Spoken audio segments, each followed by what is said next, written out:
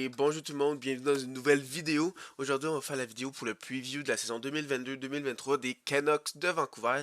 Donc, sans plus tarder, on va regarder qu'est-ce qu'ils ont fait la saison passée.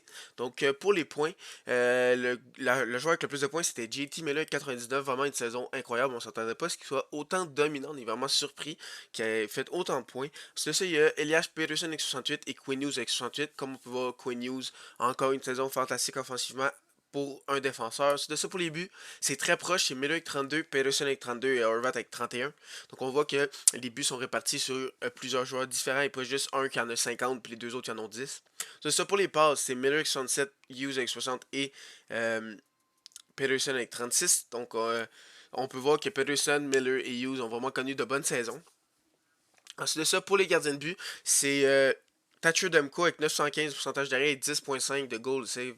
Above expected, une excellente saison pour Demko. Comme on le sait, Demko, c'est un des meilleurs gardiens de la ligue. Et Spencer Martin, 950 de pourcentage d'arrêt, ça c'est fantastique avec un 9.0 de goal save above expected. Puis il a seulement joué quelques matchs. Donc vraiment, il a été très bon les matchs qu'il a joué. Donc il voit une bonne carrière, mais on sait pas. C'est peut-être juste un feu de paille puis ça a été des bons matchs. Mais il a vraiment très bien joué. Donc, pour les gardiens de but, les Canucks sont en très bonne shape pour la prochaine saison. Donc, ça, c'est pas un problème pour eux.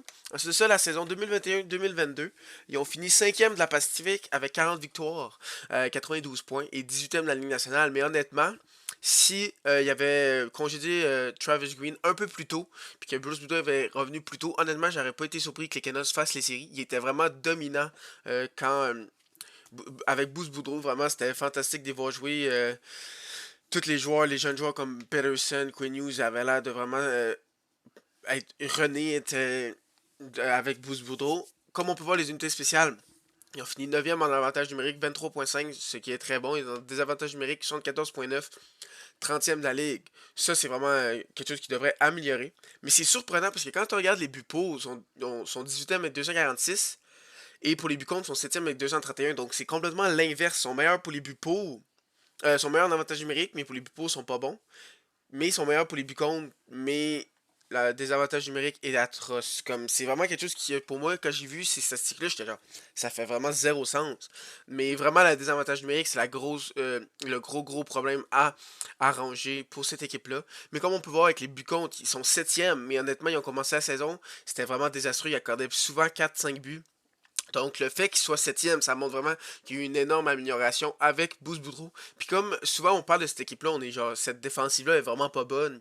Oui, ok, elle peut être pas pire offensivement qu'un Quinn Hughes, mais défensivement, c'est pas bon. Mais qu'ils finissent septième pour les buts contre, ça montre qu'ils sont bons. Oui, ok, c'est peut-être Demko qui joue un facteur aussi. Mais il faut dire que la défensive avec Bruce Boudreau, je trouve que le système, il fonctionne quand même très bien. Donc, ça, c'est un truc à dire. Donc, le staff, le GM, c'est Patrick Alvin. Et le head coach, c'est Bruce Boudreau, comme j'en ai parlé un peu plus tôt. C'est ça les départs qu'il y a eu dans cette équipe-là. Il n'y a pas eu grand départ. Il y a eu Alak qui est parti avec les Rangers, Chiasson et Hunt aussi qui sont partis, mais c'est vraiment rien, aucune grosse perte. Et les arrivées, il n'y a rien de vraiment majeur, à part peut-être Mikheyev qui est venu, Joshua Dakota puis Curtis Lazar. Donc c'est à peu près la même équipe. Qu'on va voir cette année que l'année passée. Puis je trouve qu'ils ont bien fait de garder la même équipe parce qu'en fin de saison, on voyait vraiment les Canucks, c'est une équipe vraiment dangereuse. Je pense que plusieurs équipes auraient eu peur de les voir jouer en série s'ils avaient réussi à se qualifier. Honnêtement, ils étaient vraiment très fort en fin de saison. Depuis que Bruce Boudreau est arrivé. Donc, l'aliment partant que moi je projette, honnêtement, tu peux faire plusieurs combinaisons différentes parce qu'il y a plusieurs joueurs qui sont capables de jouer centre ou ailier, puis aussi plusieurs joueurs qui pourraient être sur le top 9. Comme j'ai mis premier trio, Tanner Pearson, JT Miller et Brock Besser.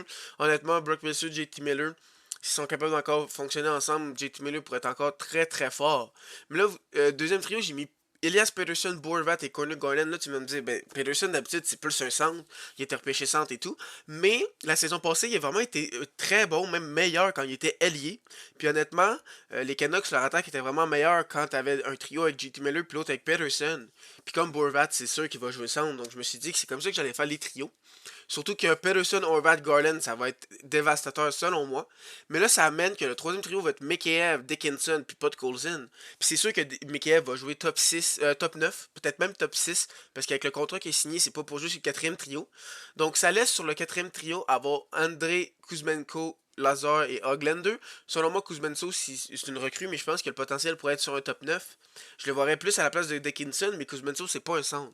C'est pour ça que là, c'est là que le coach, c'est lui qui va décider. Peut-être qu'il va mettre un Peterson à un centre pour avoir trois bons premiers centres. Tu montes Mikheyev, tu montes Kuzmenso, mais est-ce que Peterson est un joueur de troisième trio? C'est là que tu joues avec les joueurs que tu veux, puis tu fais les aliments que tu veux. Mais il y a beaucoup d'offense sur cette attaque, vraiment très excitant comme attaque. C'est ça, en défensive. Il y a Quinn Hughes avec Luke Shen sur la première paire. Ensuite de ça, il y a Olivier Ekman-Larsson avec Tyler Myers. Et la troisième paire, c'est Travis Dermott avec Tucker Pullman. Honnêtement, c'est pas la meilleure défensive de la ligue, mais elle fait la job avec un bon système de jeu que Bruce Boudreau met dans cette équipe-là. Donc, vraiment, il n'y a pas vraiment de concern. Oui, elle pourrait vraiment s'améliorer, mais elle n'est pas si pire. Surtout avec un Quinn Hughes qui est fantastique. Si Eggman Larson peut bounce back, il a quand même pas connu une mauvaise saison la saison passée. C'est plus le côté droit qui est un peu plus faible, mais ça passe. C'est pas dramatique non plus. Donc, ensuite de ça, dans les buts, c'est très très bon. Demko et Morton, comme je vous l'ai dit un peu plus tôt. Donc, si j'avais donné des notes pour chaque position. En attaque, honnêtement, j'ai goût de donner un A-. C'est vraiment très très bon. Il y a juste un peu. Je sais pas, il y a comme des questions de JT Miller. Peux-tu refaire cette saison-là? Est-ce que Tanner Pearson sur un premier trio, ça peut marcher? Puis il y a les jeunes comme Paul Cousin, Hoglander, Kuzmenso qu'on sait pas vraiment. Donc sinon, c'est vraiment une bonne attaque. Pareil. C'est ça, à défensive, je vais donner un B. C'est bon, mais c'est rien de fantastique. Mais c'est plus le système de jeu que je trouve qui est bon. Et dans les buts, je donne honnêtement un A. Si Spencer Martin est capable de prouver qu'il est capable de le faire, puis c'était pas juste il a joué 10 matchs, puis là, il était fantastique, mais finalement, ça sera pas ça. Je pourrais donner un A+, mais là, je vais donner un A. Donc, vraiment, un bon alignement all around. S'il y avait à faire une acquisition deadline, c'est vraiment un défenseur droitier, selon moi. Donc, les extras de cette équipe-là, il y a Joshua Dakota, il y a Darling, il y a Burroughs comme défenseur, puis comme goalie, il y a Di Pietro. C'est ça les recrues que je vais faire l'équipe. Il y a seulement André Kuzmenko que je vais faire l'équipe. Parce que tous leurs jeunes joueurs qui étaient recrues avant sont tous dans l'alignement maintenant. Donc il y a juste Kuzmenko qui reste. Ensuite de ça, pour les prédictions, je prévois pour les points, Pedersen avoir une excellente saison de 92 points. Donc si vous voyez que c'est Pedersen 92, je ne vois pas Miller refaire 99 points. Je pense qu'il va encore connaître une bonne saison. C'est pour ça que je l'ai mis premier dans les buts avec 38. Et Pedersen avec les passes avec 60. Donc oui, Miller, je vois qu'il va avoir encore une bonne saison, mais je le vois pas avoir une saison de 99 points encore. Je pense vraiment que c'était une saison, la meilleure saison de sa carrière, puis c'était vraiment juste une saison. Je pense qu'il va peut-être faire 80 points encore, mais pas 99, ça m'étonnerait.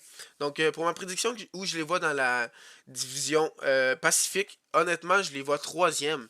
Je les vois vraiment prendre un autre niveau, parce qu'avec Bruce Boudreau, il était vraiment très très fort. Je serais pas surpris que il a une très bonne saison, puis il pourrait même faire des dégâts en série. Ça va être dur, parce qu'il y a quand même beaucoup de bonnes équipes cette année dans la Ligue nationale, mais je vois quand même les Canucks de Vancouver avoir une excellente saison. Donc vraiment, il n'y a pas vraiment de faiblesse vraiment que je vois dans cette équipe-là, surtout avec le jeu défensif. Vraiment, si les unités spéciales peuvent s'améliorer, vraiment cette équipe-là, je pense qu'ils peuvent aller loin. Surtout avec si Peterson est capable de vraiment prendre le haut niveau qu'on voyait qu'il allait prendre après ses 2-3 premières saisons. Euh, donc, si vous êtes encore là, sûrement parce que vous avez aimé. Donc, n'hésitez pas à liker la vidéo. Sur ce, si vous n'êtes pas déjà abonné, n'hésitez pas à vous abonner et cliquer à la petite cloche pour savoir quand je vais faire d'autres vidéos. Et sur ça, bonne fin de journée.